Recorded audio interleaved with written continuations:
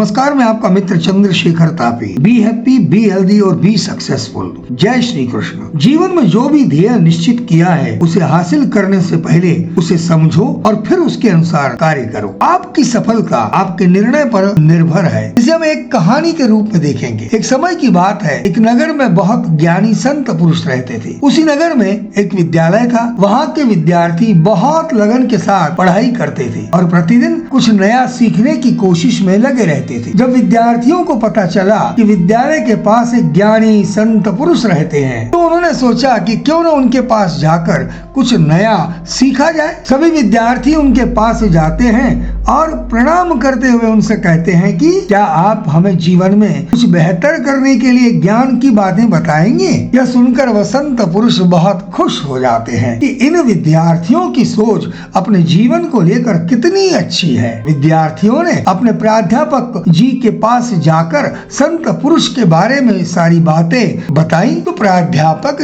जी ने सोचा कि उन संत पुरुष को विद्यालय में आमंत्रित किया जाए, जिससे सारे विद्यार्थियों का ज्ञान और भी बेहतर हो पाएगा। दूसरे ही दिन प्राध्यापक ने संत पुरुष को विद्यालय में आमंत्रित किया और उनसे विद्यार्थियों को कुछ नया सिखाने की बात की। संत पुरुष उनके आमंत्रण से बहुत खुश हुए और उन्होंने आमंत्रण स्वीकार कर लिया। उनके मन में विचार आया कि क्यों न विद्यार्थियों को जीवन में कुछ बेहतर करने का अवसर दिया जाए और कुछ नया सिखाया जाए। दूसरे दिन उन्होंने सभी विद्यार्थियों को एकत्रित कर उनसे कहा कि आप लोग रोज मेरी कुटिया के सामने से जाते हो, मुझे आपकी बातें सुनाई पड़ती हैं। आपके जीवन को लेकर आपकी सोच बहुत अच्छी है, इसलिए मैं आपको एक टास्क देना चाहता हूँ। क्या आप इस टास्क को करने के लिए तैयार हो? सभी विद्यार्थी बहुत उत्साहित हो गए कि इस टास्क से हमें कुछ नया सीखने को मिलेगा। सभी विद्यार्थी तुरंत तैयार हो गए। इस पर वह संत पुरुष बोले कि ठीक है,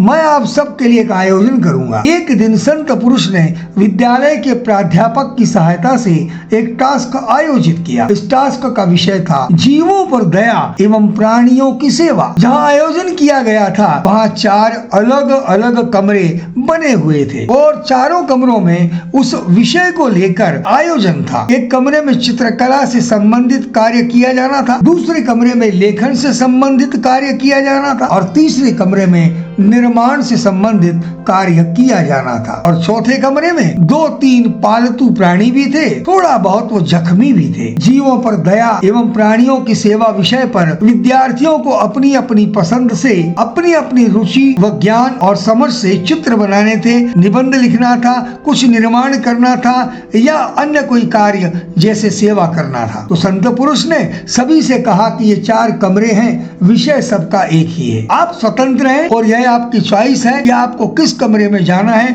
और उस कमरे में जाकर अपना बेस्ट देना है। सभी विद्यार्थी बड़ी ही उत्सुकता के साथ उस टास्क में भाग लेना प्रारंभ कर दिया। सारे विद्यार्थी पहले दूसरे और तीसरे कमरे में गए और अपना कार्य शुरू किया, लेकिन चौथे कमरे में किसी भी विद्यार्थी ने रुचि नहीं ली। किसी ने विषय से संबंधित बहुत सुंदर चित्र बनाना प्रारंभ कर दिए, किसी ने निबंध लिखना प्रारंभ कर दिया, किसी ने कुछ विषय पर कुछ नया निर्माण सा करना प्रारंभ कर दिया। परंतु एक विद्यार्थी तीनों कमरे को देखने के बाद वह चौथे कमरे में दाखिल हुआ और वहाँ उसने देखा कि 2-3 प्राणी जख्मी थे। उसने निर्णय किया कि इन प्राणियों की सेवा की जाए, क्योंकि विषय भी वही था। उन प्राणियों की देखभाल की, सेवा की और उनके साथ सारा समय बिताया। सभी विद्यार्थियों ने टास्क में अपना बेस्ट दिया। कुछ समय बाद विद्यालय में एक वार्षिक कार्यक्रम का आयोजन किया गया, जिसमें उन संत पुरुष को मुख्य अतिथि के रूप में बुलाया गया। कार्यक्रम के दौरान संत पुरुष उस टास्क पर अपना निर्णय सुनाने वाले थे। सभी विद्यार्थी बहुत उत्साहित थे। संत पुरुष ने सभी विद्यार्थियों की सराहना की और अपना आशीर्वाद दिया कि जीवन में अच्छे बनो। लेकिन एक विद्यार्थी का नाम लेकर उन्होंने मंच पर उसे आमंत्रित किया और उसे कहा कि मैं इस बालक को सम्मानित करना चाहता हूँ। वह और कोई नहीं बल्कि वही विद्यार्थी था जो उस चौथे कमरे में गया था, क्योंकि उस विद्यार्थी ने विषय के अनुसार सही टास्क का चयन किया और पूरी सेवा भाव के साथ टास्क पूरा किया। उस विद्यार्थी ने